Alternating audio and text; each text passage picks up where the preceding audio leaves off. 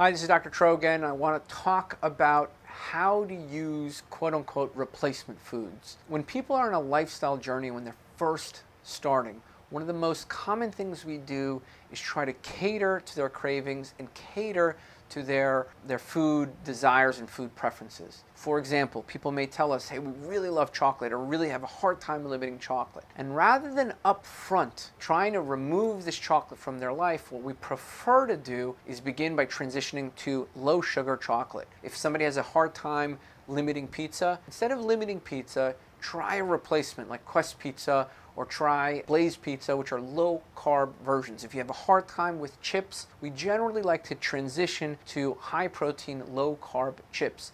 Ice cream, same thing. We can find a low-carb, low-sugar version of ice cream. And we like to do this for a number of reasons, right? We've found that ketosis inhibits appetite, and keeping that carbohydrate low helps blood sugars and blood sugar stability.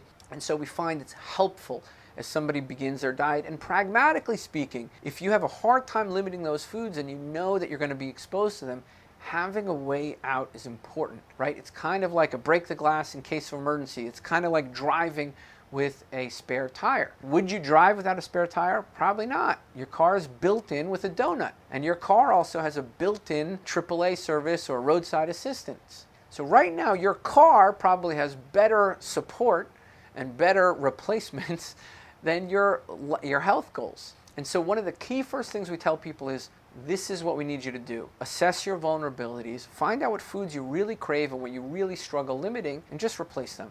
Just replace them. It's that easy, okay? And when you find that stress is high and your hunger is up and your appetite is up and you're triggered to eat, at first, instead of eating the high-carb junk food, we try to get people to just stay low-carb.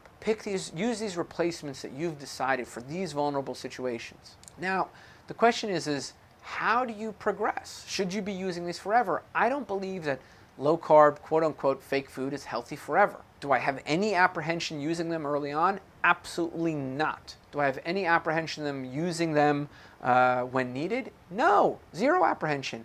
It's kind of like your car. Do you have any problems putting a spare tire on, a donut on? Do you have any problems calling for help when you get a flat? No. You put on that donut as quickly as you can and you use it without remorse, without question. Well, how long do you use it? Maybe a couple days, maybe maximum a week, 40 miles. And then what do? You call for help, get it fixed, take it to the mechanic. So a lot of times we tell people this is how we want you to use these replacement foods. Okay, if you've decided that, hey, you really have this problem with pizza, you can't limit pizza, you really enjoy pizza, you want to eat pizza, fine. Use the low-carb version. Well, how much should you use it? As much as you need until you know that you can do better, or your appetite is now in line and kind of more suppressed. The idea here is, when and how should you use these replacements? Use them particularly in the beginning as much as you need. If you find that you're using them excessively and you find that it's holding you back, well, reevaluate. Can you change it? Can you do something better? So we like to find there's a worse, there's a good, there's a better, and there's a best. And maybe the worst is eating regular junk food. That may be the worst. And we may just decide that good is doing the low-carb replacement foods. If you find your cravings are high, go to them. Well, if you're doing that so often, you're like, I can do better, well, maybe go back to dinner or go back to real food. And maybe you're like, I can do even better than that. You can say, well, you know what? I can get by with water. I can get by with seltzer. I can get by with more decaf coffee.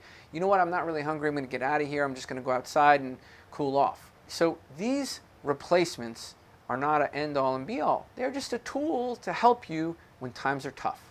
And the minute you don't need them anymore, don't use them. Okay? So there's a worst. That's the Doritos and fried foods as they are, and then maybe good is these low-carb replacements, and maybe better is low-carb real food and real food in general, and maybe best is, hey, reevaluate that hunger. Are you really hungry? Can you do water, coffee, tea, seltzer, or get out of there, right? So that's important to understand. These are tools. Tools can be used, and tools can be abused.